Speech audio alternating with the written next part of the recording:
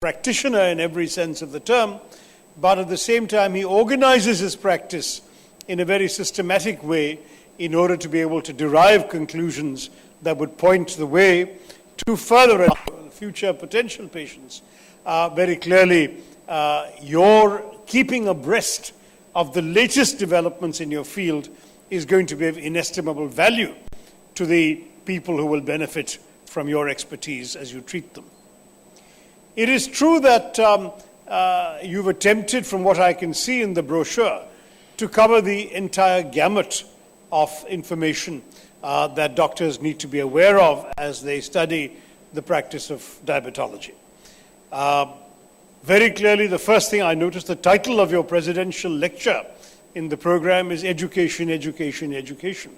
And educating the public is of particular importance in India because we have become rather notorious, I would argue, globally, for habits and cuisines. I say cuisines in the plural, both local and national and from different regions of the country. Our culture produced cuisines and attitudes to life that were based on very, very different conditions of existence. A far more rural life with far more physical activity, walking and exercise built into the routine normal day of the consumer. And it is entirely possible, therefore, that eating the kinds of foods that we still eat was perfectly all right 100 years ago because we were burning them off. And indeed, they were fueling our lives of those days.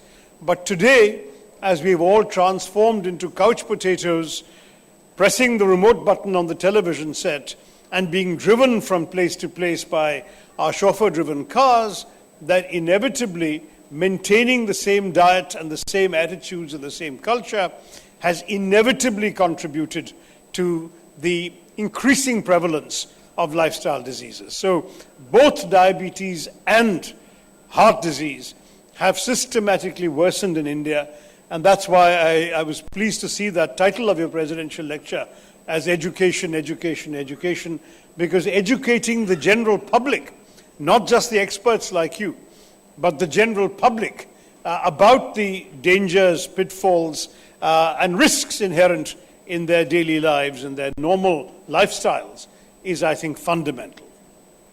If you can prevent diabetes through better education, so much the better. If you do not succeed in prevention, however, education is still relevant in terms of managing the management of the disease.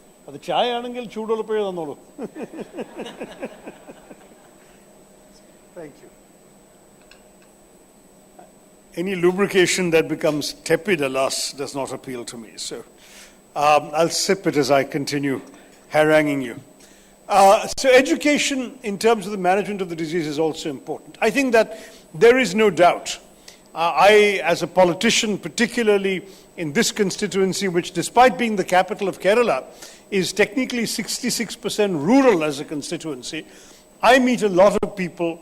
I have to condole the deaths of a lot of people who pass away at, I would say, the relatively young ages of their mid to late 60s and early 70s, of illnesses which could have been treated and managed for much longer.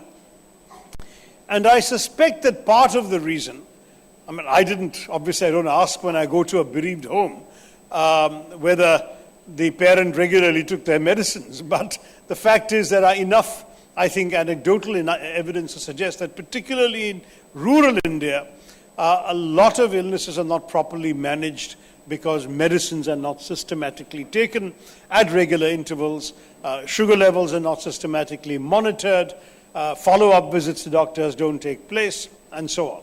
So as I said, education for prevention is the first challenge. But if you don't succeed in preventing the illness, then education in managing the illness and its treatment should not be underestimated in a developing country like India. Perhaps this is not as big a concern in the Western world. I would insist it is a real concern here, because I believe that we are losing Indians to illnesses purely because of poor management of their illness. Going on beyond that, of course, is education of the doctors as well. And that, I mean, what you're doing here and what you're doing in other seminars and international conferences, keeping abreast with the latest developments in management and also in treatment of these illnesses. I'm always impressed when I see someone like Jyoti talking about new discoveries, new scientific studies that either confirm his approaches or suggest that he should try something different, or usually affirm that not only was he doing the right thing, but that there are additional benefits that were not known when he started the treatment. So this kind of thing obviously is good for the morale of the doctor, but it also is very good for the patient, because the patient feels that the doctor, by constantly educating himself or herself, is keeping abreast of the latest technologies, and that the patient is benefiting from whatever the breakthroughs are in the treatment of his illness. These, I think, are the principal concerns when it comes to education. As a politician, it would be remiss of me not to mention the issue of the cost of treatment. I think we all know that there are some intellectual property issues which have been debated extensively. Some become broke by becoming well, and that unfortunately happens to a lot of families.